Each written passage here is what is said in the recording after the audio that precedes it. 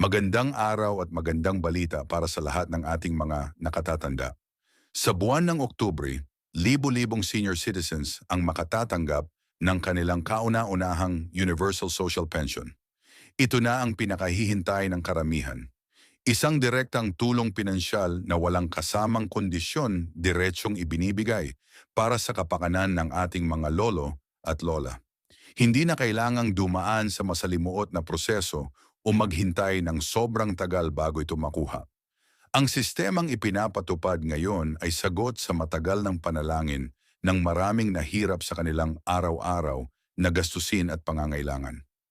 Alam nating lahat kung gaano kahirap ang mabilis na pagtaas ng presyo ng pagkain, gamot at iba pangunahing bilihin.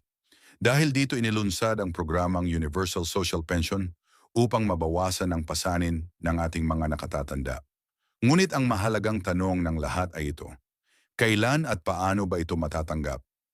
Mayon tayong opisyal na schedule na dapat abangan at sundin. Sa mga susunod na minuto ng talakayan na ito, ipapaliwanag ko ng malinaw kung paano, kailan at saan makukuha ng mga senior citizens ang kanilang pensyon. Ibabahagi ko rin ng mga pinakabagong panuntunan, mga kinakailangang dokumento at mga hakbang upang masigurong matatanggap ng bawat senior ang benepisyo sa tamang oras. Hindi lamang iyan, may mga nakausap din tayong eksperto upang magbigay ng praktikal na gabay kung paano mas maayos na mapapakinabangan ang pensyon mula sa paggawa ng budget hanggang sa pagtukoy kung ano-anong gastusin ang dapat unahin. Kaya bago pa natin simulan ang detalyadong pagpapaliwanag, hinihikayat ko kayong i-like ang video na ito. Mag-subscribe sa aming channel para sa tuloy-tuloy na updates tungkol sa mga benepisyo ng seniors at mag-iwan ng inyong mga katanungan o komento sa ibaba. Kung may kilala kayong senior citizen na makikinabang mula sa impormasyong ito, ibahagi ninyo sa kanila ang video upang mas marami ang makinabang. Ang Universal Social Pension ay hindi basta simpleng ayuda lamang. Ito ay isa sa pinakamahalagang programa ng pamahalaan para sa kapakanan ng lahat ng nakatatanda. Isa itong pangatagalang solusyon upang mabigyan ng seguridad at dignidad ang ating mga senior citizens sa kanilang pagtanda.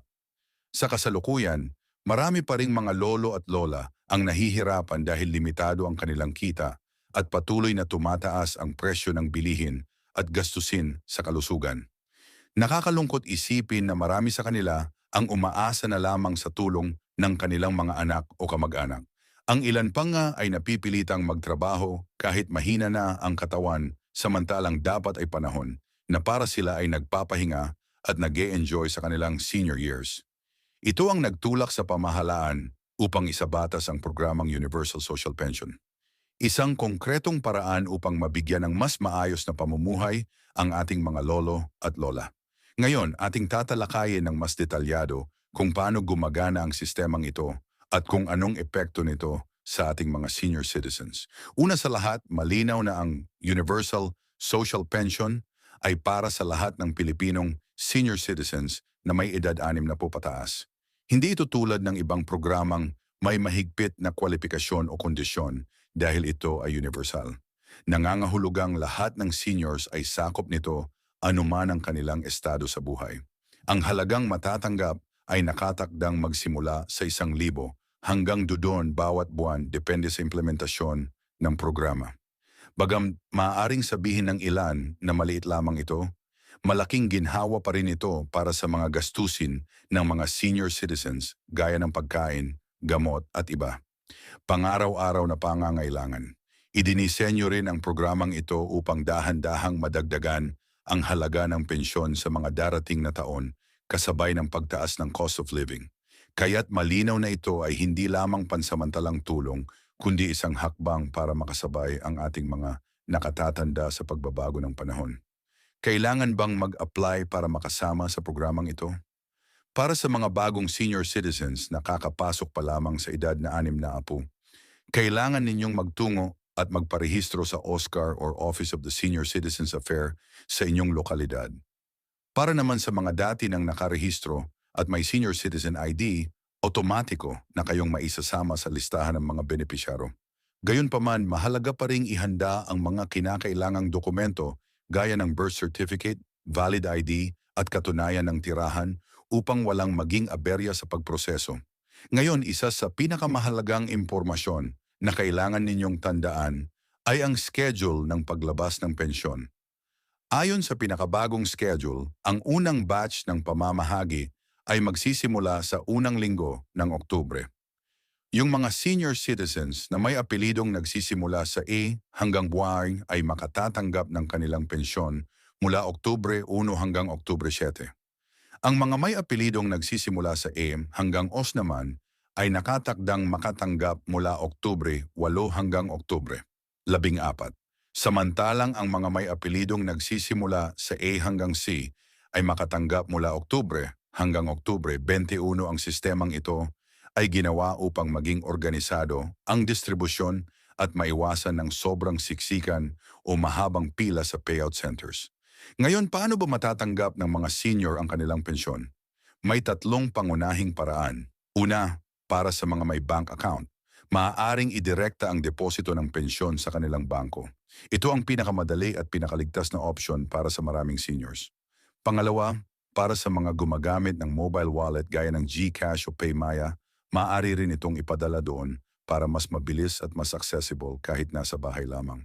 Pangatlo, para sa mga walang account o e-wallet, maaaring kunin ang pensyon sa mga itinalagang payout centers tulad ng Bayad Centers, Palawan Express o mismong munisipyo ng inyong lugar.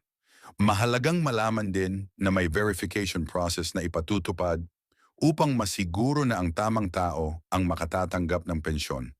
Kaya't kinakailangan ninyong magdala ng inyong senior citizen ID at isa pang valid ID kapag pupunta sa payout center.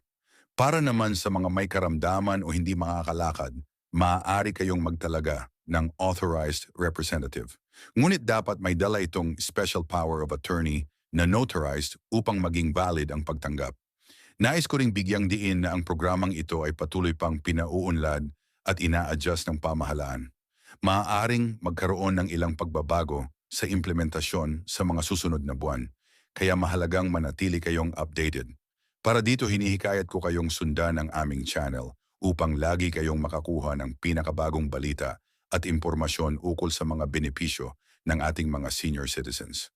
Ngayon, pag-usapan naman natin kung paano ninyo pinakamabisang magagamit ang inyong pensyon.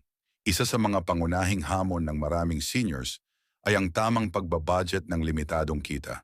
Kaya narito ang ilang practical na payo mula sa mga financial advisor na makakatulong upang masulit ang pensyon. Una, gumawa ng simpleng budget plan. Ilista ninyo ang inyong buwanang gastusin at tukuyin kung saan dapat ilaan ang pensyon. Unahin palagi ang mga pangunahing pangangailangan tulad ng pagkain, gamot at bayarin sa kuryente o tubig. Kung sakali mang may matira, magandang ideya na itabi ito para sa emergency fund o mga espesyal na okasyon gaya ng kaarawan ng mga apo. Pangalawa, mag-invest sa inyong kalusugan. Siguraduhing may bahagi ng inyong pensyon na inilaan para sa regular na check-up at pagbili ng mga gamot.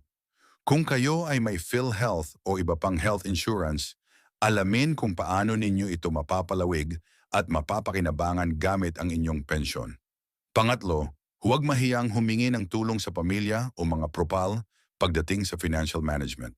Maraming libre o abot kayang financial literacy programs na iniaalok para sa mga senior citizens ng iba't ibang institusyon. Pang-apat, maging mapanuri laban sa mga scam at panloloko. Sa kasama ang palad, maraming masasamang loob na target ang mga nakatatanda, lalo na kapag nalaman nilang may natanggap silang pera. Huwag ibigay ang inyong personal na impormasyon, codes o password kahit kanino. Iwasan din ang mga investment scheme na nangangako ng malaking kita sa maikling panahon dahil madalas itong panlilinlang.